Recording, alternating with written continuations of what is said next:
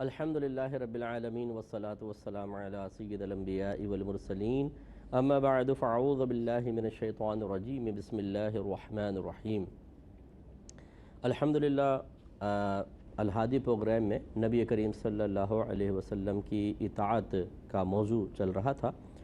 اور میں نے آپ کو سمجھایا تھا کہ نبی کریم صلی اللہ علیہ وسلم کا حکم ماننے کے لیے ایک امتی پر لازم ہے کہ ان احادیث کریمہ کا کثرت سے مطالعہ کرے اور ان کو ذہن میں محفوظ رکھے، ان کے بارے میں سنے، ان کی تفصیل جانے، ان کی توضیح اور تشریح پر توجہ کرے کہ جن میں نبی کریم صلی اللہ علیہ وسلم نے کچھ احکام ذکر فرمائے ہیں۔ تو اسی لیے میں نے کافی ساری حدیثیں ذکر کیں جو احکام سے متعلق تھیں، اور اب پچھلے پروگرام میں نے بہت تفصیل سے اس بات کو ذکر کیا کہ بعض لوگ جھوٹی قسمیں کھا کر لوگوں کے مال اینٹھتے ہیں، اور اس کے مختلف طریقے ہوتے ہیں۔ کبھی تو جھوٹی قسم کھا کر قرض دبا لیے جاتے ہیں، قرض لیا ہوا کہتے ہیں مجھے تو دیا ہی نہیں، قسم کھا لو، قسم اٹھوا لو مجھ سے، قسم کھا لیتے ہیں۔ امانتیں دبا لیتے ہیں، قسم کھا کے انکار کر دیتے ہیں۔ دکاندار جھوٹی قسمیں کھا کے لوگوں کو سودا بیچتا ہے، اس سے مال کما لیتا ہے۔ جھوٹے مقدمات کر کے پراپرٹیاں، دکانیں، لاکھوں کروڑوں کا مال اور بزنس اینٹھ لیتے ہیں۔ ایسے شیطان لوگ آپ کو نظر آئیں گے، اور وہ حلفیہ بیان دے رہے ہوتے ہیں کورٹ میں کھڑے ہوئے، اور سب کچھ کر رہے ہوتے ہیں، اور اسی طریقے سے مارکیٹ کے اندر بیٹھے ہوئے ہیں، جھوٹ بول بول کے فراڈ کر کے پیسہ ادھر سے ادھر، ادھر سے ادھر کر رہے ہوتے ہیں۔ اسی طریقے سے چور چکار ہوتے ہیں، یا کوئی بھی اسی طریقے سے، اور مطلب میں کسی کا ادارے کا نام نہیں لینا چاہتا، لیکن بعض ادارے ایسے ہوتے ہیں جو ان معاملات میں کافی بدنام ہوتے ہیں، اور وہ جھوٹ بول کر لوگوں کے مال اینٹھتے ہیں۔ یہ سب حرام اور گناہ کبیرہ ہے، اور دنیا کے اندر ہو سکتا ہے اللہ تبارک و تعالی قہر نازل فرمائے اس طریقے سے کہ پکڑے نہیں، مہلت دے اور ڈھیل دے، اور آدمی بہت زیادہ گناہوں پہ دلیر ہو کر اپنے بیوی بچوں کے پیٹ میں حرام اتار کر انہیں جہنم کی آگ کا ایندھن بنانے کے لیے تیار کر رہا ہو۔ یہاں شاید پتہ نہ چلے، زندگی بڑی اچھی گزر گئی، بنگلہ بھی بہت اچھا بن گیا ہے جی، بچے اچھے اسکول میں پڑھ رہے ہیں، کاروبار بھی سیٹ ہو گئے ہیں، بیوی کے پاس گولڈ کے سیٹس بھی بہت سارے آ گئے ہیں، چمکتی ہوئی بڑی سی گاڑی بھی مل گئی ہے، جھوٹی عزتیں بھی محافل کے اندر حاصل کر لی ہیں۔ لیکن کب تک یہ عیش یا آرام کب تک ہوں گے؟ اس وقت تک جب تک یہ راز نہیں کھل جاتا کہ کس فراڈ کے ذریعے یہ عزتیں کمائی گئی ہیں۔ اگر وہ راز کھل جائے تو 2 منٹ میں عزت خاک میں مل جائے گی، اور سب کچھ چھن جاتا ہے۔ بعض اوقات ہوتا ہے، آپ دیکھتے ہیں میڈیا پہ آپ دیکھ رہے ہیں، ایسا ہو جاتا ہے۔ اور اگر یہاں پر نہیں بھی ہوا تو پھر موت کے ساتھ ہی ذلت کا سلسلہ شروع ہو جائے گا، سخت موت، بری موت آئے گی، اور سخت عذابات قبر ہو سکتے ہیں۔ پھر میدان محشر میں اللہ تعالیٰ کی بارگاہ میں ذلت اور رسوائی، ندامت، اور جس کا مال کھایا تھا، یہاں تو بڑا ہم کورٹ سے جی اپنے حق میں فیصلہ کروا لیا، بڑا وکیل کر لیا، اور بڑی سورس ہے، بڑی افرادی قوت ہے، یہ سب چیزوں سے ہم کسی غریب کو دبا لیتے ہیں۔ لیکن جب اللہ تعالیٰ کی بارگاہ میں پہنچیں گے، یہ جتنے بڑے بڑے منصب والے کیڑوں کی طرح ہوں گے، بالکل کیڑوں کی طرح، چھوٹے چھوٹے کیڑوں کی طرح، اور وہاں پر کوئی منصب نہیں چلے گا، کوئی افرادی قوت نہیں چلے گی، کوئی سورسز نہیں چلیں گی، تو وہاں پر مظلوم شیر ہوگا، وہاں مظلوم کی پشت پناہی اللہ تعالیٰ اور اس کے رسول کی رحمت کر رہی ہوگی۔ تو اس وقت پھر اس کو سامنے کھڑا کیا جائے گا، جس کو یہاں حقیر سمجھ کے ہاتھ تک ملانا پسند نہیں کیا تھا، حالانکہ اسی کے مال پر بیوی بچے عیش کر رہے تھے، خود عیش کر رہا تھا، لیکن وہ پھر وہاں پر پکڑے گا اور نیکیاں لے جائے گا، اور پھر ان سب کو اٹھا کے جہنم میں پھینک دیا جائے گا۔ اگر بیوی بچے بھی راضی تھے اور باپ کے ساتھ مکمل تعاون کر رہے تھے، جیسے کہ اکثر ہوتا ہے جب باپ حرام کمانے والا ہوتا ہے تو وہ حرام کی جو نحوست ہے وہ بچوں اور بیوی کے اندر بھی سرایت کر جاتی ہے۔ اگر کبھی شوہر پیچھے بھی ہٹنے لگے تو یہ لوگ پش کرتے ہیں، نہیں نہیں خبردار، نہیں، ارے سب کر رہے ہیں دنیا کے اندر، تم کیوں پیچھے ہٹتے ہو؟ کیونکہ ان کے عیش و آرام جا رہے ہوتے ہیں نا، تو پھر وہ بالکل حامان کا کردار ادا کرتے ہیں کہ فرعون کا وزیر حامان تھا۔ کبھی فرعون کے دل میں خوف خدا آتا اور وہ کہتا کہ میرا دل کہتا ہے کہ میں موسیٰ کے رب پر ایمان لے آؤں، تو حامان فوراً یہ کہا کرتا تھا کہ یہ آپ کیا کہہ رہے ہیں؟ اگر آپ اس کے رب پر ایمان لے آئیں تو آپ کی ربوبیت معاذ اللہ جاتی رہے گی، آپ تو ان کے رب ہیں اپنی قوم کے اور بنی اسرائیل کے، اس لیے آپ ہرگز ایسا نہ کریں، آپ کی عزت ختم ہو جائے گی۔ تو وہ دوبارہ اس کو اس گناہ پر جری کر دیا کرتا تھا۔ ایسے ہی بعض اوقات بیوی بچے حامان کا کردار ادا کر کے اگر باپ کے دل میں خوف خدا پیدا ہو، وہ واپس کچھ کرنا بھی چاہے تو یہ ڈٹ جاتے ہیں کہ نہیں، ہم علم بغاوت اٹھا لیں گے، آپ کو حرام کھاتے کھاتے ہی مرنا ہے، آپ کو عذابات قبر میں ہی مبتلا ہونا ہے، آپ کو قبر کے اندر شدید رسوائی اور پھر میدان معاشر میں انتہائی ذلت کا سامنا کروانے میں ہم معاون بنیں گے، خبردار جو آپ پیچھے ہٹے۔ وہ باپ بھی ہتھیار ڈال دیتا ہے، بھولا بن جاتا ہے بالکل بچوں کو سامنے کہ جی کیا کریں، بیوی بچے ایسا کہہ رہے ہیں۔ اگر یہی بیوی بچے باپ سے کہیں کہ ابا جان آپ جلتے ہوئے چولہے پر بیٹھ جائیں ہماری محبت کی خاطر، کبھی کوئی باپ بیٹھے گا؟ اگر یہ کہیں جی تیسری منزل سے چھلانگ لگا دیں آپ ہماری محبت کی خاطر، کبھی کوئی باپ لگائے گا؟ لیکن ان معاملات میں جب بیوی بچے آخرت برباد کر رہے ہوں تو بالکل باپ بھولا بھالا بن کر ان کے پیچھے چلنا شروع کر دیتا ہے، جیسے چھوٹے بچے کے منہ چسنی پلا دی جائے اور اس کو انگلی پکڑ کے اس کو چلائیں تو وہ چسنی پیتا ہوا پیچھے پیچھے چل رہا ہو، ایسا وہ پپو بن جاتا ہے بالکل۔ تو یہ غلط رویہ اور غلط طریقہ کار ہے، آخرت میں اس کا بڑا شدید وبال ہے، سوچنا سمجھنا چاہیے۔ اسی پر کچھ وعیدات میں آپ کی خدمت میں ذکر کر رہا تھا کہ جھوٹ بول کر ہم کسی کا مال ناحق کھا لیں، طریقے میں نے آپ کو کچھ عرض کر ہی دیے تھے، تو یہ بہت آسان تو ہے لیکن آخرت میں انسان بچے گا نہیں۔ تو حضرت ابن مسعود رضی اللہ تعالیٰ عنہ کی روایت عرض کی تھی کہ نبی کریم صلی اللہ علیہ وسلم نے فرمایا کہ جس شخص نے ناحق کسی مسلمان بھائی کا مال حاصل کرنے کے لیے قسم کھائی، تو یہ جھوٹی قسم کھائے گا، جھوٹی قسم کھائی تو وہ اللہ تعالیٰ کو اس حال میں ملے گا کہ وہ اس پر غضبناک ہوگا، سخت ناراض ہوگا اللہ تعالیٰ۔ راوی کہتے ہیں کہ پھر رسول اللہ صلی اللہ علیہ وسلم نے ہمیں اللہ تعالیٰ کی کتاب سے اس مفہوم کی تصدیق کرنے والی آیت پڑھ کر سنائی۔ میں نے آپ کو بتایا تھا سورہ آل عمران کی آیت نمبر 77 ہے، جس کا ترجمہ یہ ہے کہ بے شک وہ لوگ جو اللہ تعالیٰ کے عہد اور اپنی قسموں کے ذریعے سے تھوڑا سا مال لے لیتے ہیں ان کا آخرت میں کوئی حصہ نہیں ہوگا، اور نہ قیامت والے دن اللہ تعالیٰ ان سے کلام کرے گا، نہ ان کی طرف نظر رحمت سے دیکھے گا۔ یعنی ذلیل و رسوا ہوں گے جب ہر شخص کی یہ تمنا ہوگی کہ اللہ تعالیٰ ہم سے کلام فرمائے، رحمت ہم پر نازل فرمائے، اس وقت اللہ تعالیٰ کی رحمت ان کی طرف سے ہٹ جائے گی۔ آپ سوچئے کہ کس قدر انسان وحشت اور دہشت کے اندر ہوگا۔ تو ایسے میرے بھائی بہن کوئی مجھے سن رہے ہوں یا نہیں سن رہے، جو سن رہے ایسے لوگوں کو جانتے ہوں تو خدا را یہ بیان ان لوگوں تک پہنچائیے، شاید کسی کے دل میں رحم آئے، شاید کسی کو شرم آئے، شاید کوئی دنیاوی تکلیفیں برداشت کر لے لیکن اس آرام دہ حرام زندگی کو چھوڑنے کے لیے تیار ہو جائے، تو انشاءاللہ آپ کے لیے بھی بہت بڑا ثواب جاریہ ہوگا۔ تو اس دوسری حدیث ایک اور دیکھیے، مسلم کی روایت ہے، حضرت ابو امامہ ایاس بن ثعلبہ رضی اللہ تعالی عنہ سے مروی ہے، رسول اللہ صلی اللہ علیہ وسلم نے ارشاد فرمایا، جو شخص اپنی جھوٹی قسم کے ذریعے سے کسی مسلمان بھائی کا حق لے لے، یعنی مال چھین لے، کچھ بھی حاصل کر لے، تو اللہ تعالیٰ اس کے لیے جہنم کی آگ کو واجب اور جنت کو اس پر حرام کر دیتا ہے۔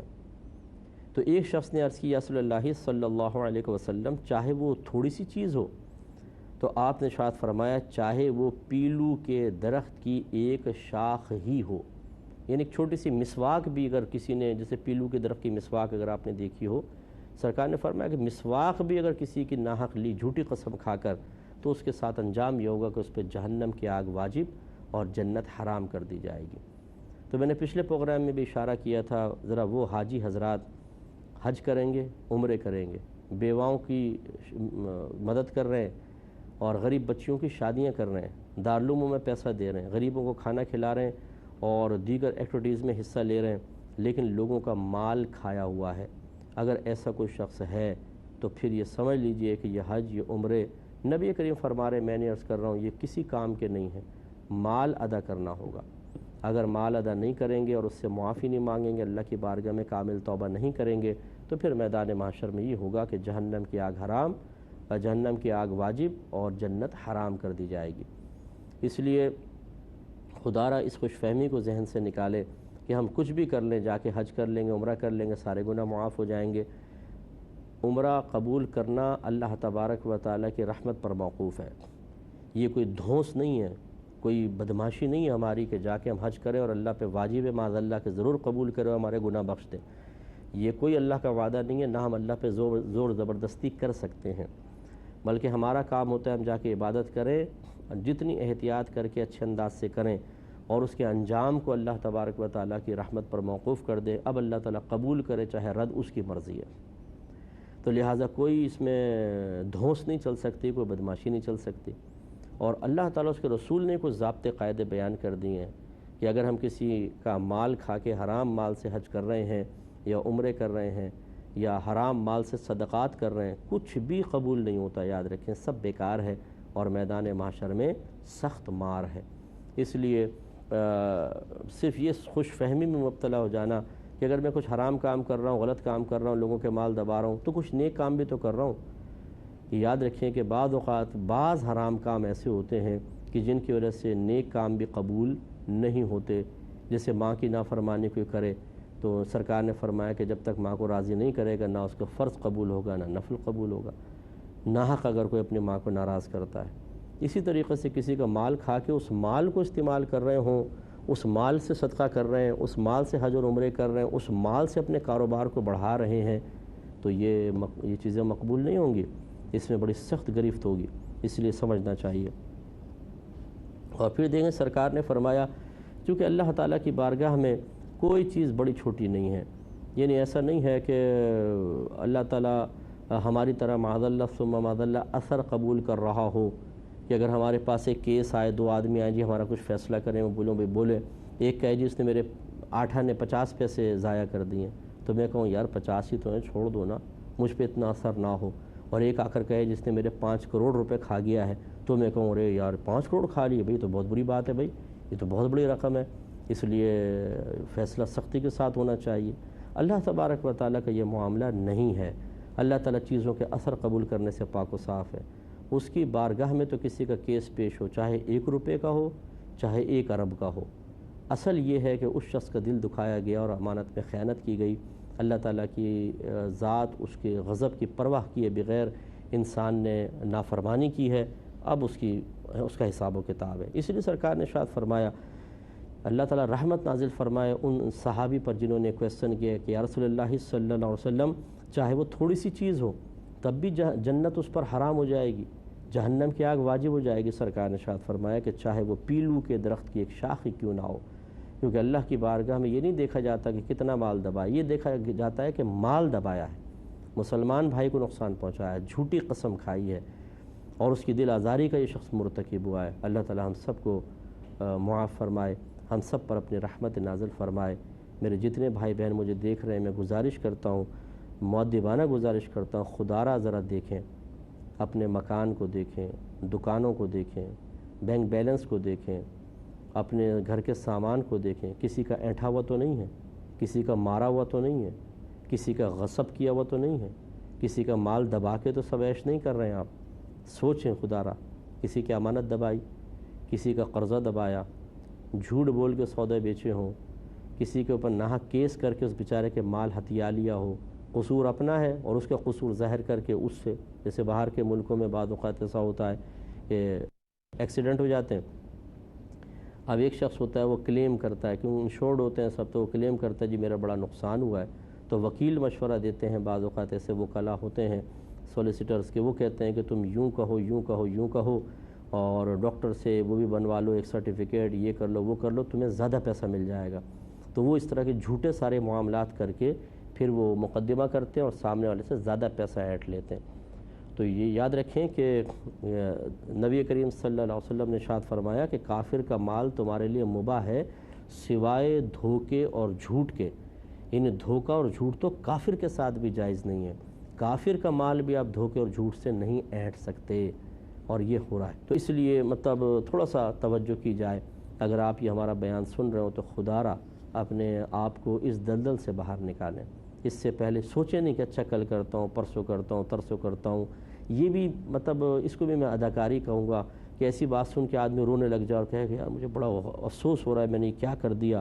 یہ واقعی مجھ سے بڑا گناہ ہو گیا، اور خالی رو دھو کے اسی پر اکتفا کر لے اور اس کے بعد کوئی عملی قدم نہ اٹھائے اور اپنے آپ کو مجبور محض سمجھے، اپنے آپ کو سمجھے کہ میں بہت بری طرح پھنسا ہوں، اب میں کچھ بھی نہیں کر سکتا ہوں، کیسے میں اپنے بیوی بچوں کو راضی کروں گا، کیسے اپنے کاروبار کو ختم کروں گا، کیسے اتنا بڑا بزنس چلتا ہوا میں اس کو ختم کر دوں اور دوسرے کے حوالے کر دوں، یہ سوچ بچار ہی تو تباہ کر دیتی ہے انسان کو۔ موت کا جھٹکا کب لگ جائے کچھ پتہ نہیں، اس لیے نہ پرواہ کریں۔ اللہ تبارک و تعالی اگر آپ یہ سمجھتے ہیں کہ حرام مال سے آپ نے اتنا بنایا، تو سوچئے جب حرام مال آپ کو اتنی چیزیں دے سکتا ہے تو حلال اور طیب جس میں اللہ تعالیٰ کی رحمت شامل حال ہوگی وہ آپ کے لیے کتنی برکت کا سبب بنے گا۔ اور میں نے تو یہ اکثر دیکھا ہے کہ جو اس طریقے سے حرام سے مال لیتے ہیں نا، یہ اسی طریقے سے نکل جاتا، کہیں رشوت دینے پڑ جاتی ہے، کروڑوں روپے رشوت دینی پڑتی ہے، اسی طرح گھر میں بیمار ہو جاتے ہیں، مہلک بیماریاں لگ جاتی ہیں، کینسر ہو گیا فلاں فلاں، پھر یہاں علاج نہیں ہوتا، باہر کے ملکوں میں جاتے ہیں، آنے جانے کا خرچہ، ہاسپٹل کے خرچے، آپریشن کے خرچے، اتنا پیسہ نکل جاتا ہے کچھ حد نہیں رہتا، اس شخص کے پاس بھی نہیں ہے۔ یہ اکثر ایسی ہوتا ہے، اس لیے تھوڑا سا اس پہ توجہ کرنی چاہیے۔ بخاری کی ایک اور روایت دیکھی، حضرت عبداللہ بن عمرو بن عاص رضی اللہ تعالی عنہ سے مروی ہے کہ نبی کریم صلی اللہ علیہ وسلم نے ارشاد فرمایا کہ الکبائر الاشراک باللہ، یعنی سرکار نے فرمایا کبیرہ گناہ جو ہیں، بڑے بڑے گناہ، ان میں سے ایک ہے اللہ تعالیٰ کے ساتھ شریک ٹھہرانا۔ دوسرا وہ عقوق الوالدین، سرکار نے فرمایا والدین کی نافرمانی کرنا، اور تیسرا فرمایا وہ قتل النفس، اور کسی جان کو ناحق قتل کرنا، اور چوتھا فرمایا والیمین الغموس، اور جھوٹی قسم کھانا۔ اس میں مال کا ذکر تو نہیں ہے، فقط جھوٹی قسم، تو جھوٹی قسم کسی بھی طریقے کی ہو یہ گناہ کبیرہ ہے۔ وجہ اس کی یہ ہے کہ ہم قسم میں اللہ تعالیٰ کا ذکر کرتے ہیں، اس کا نام لیتے ہیں، اللہ یا صفاتی کو نام ذکر کرتے ہیں، تو جھوٹ کے ساتھ اللہ کا نام ذکر کرنا بہت بڑی بے ادبی ہے، اس لیے کبیرہ گناہ ہے۔ اس پہ مزید کلام کریں گے نیکسٹ پروگرام میں۔ وآخر دعوانا ان الحمدللہ۔